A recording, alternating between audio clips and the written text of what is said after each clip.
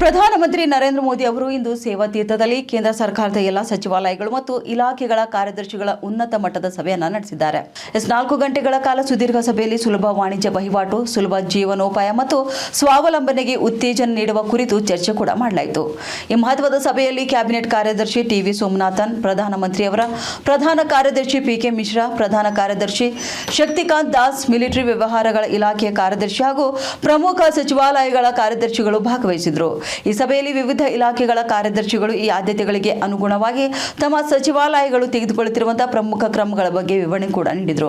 ಪ್ರಧಾನಮಂತ್ರಿಯವರ ದೃಷ್ಟಿಕೋನವನ್ನು ತಳಮಟ್ಟದ ಜನರಿಗೆ ತಲುಪಿಸಲು ನಡೆಯುತ್ತಿರುವಂತಹ ಪ್ರಯತ್ನಗಳನ್ನು ಅವರು ಇದೀಗ ಹಂಚಿಕೊಂಡಿದ್ದಾರೆ. ಜೊತೆಗೆ ಆಯಾ ವಲಯಗಳಲ್ಲಿರುವಂತಹ ಸವಾಲುಗಳು ಮತ್ತು ಭವಿಷ್ಯದಲ್ಲಿ ಆಡಳಿತ ಹಾಗೂ ಜನಸೇವೆಯನ್ನು ಸುಧಾರಿಸುವ ಕಾರ್ಯತಂತ್ರಗಳನ್ನು ಕೂಡ ಅವರು ಚರ್ಚೆ ಮಾಡಿದ್ದಾರೆ.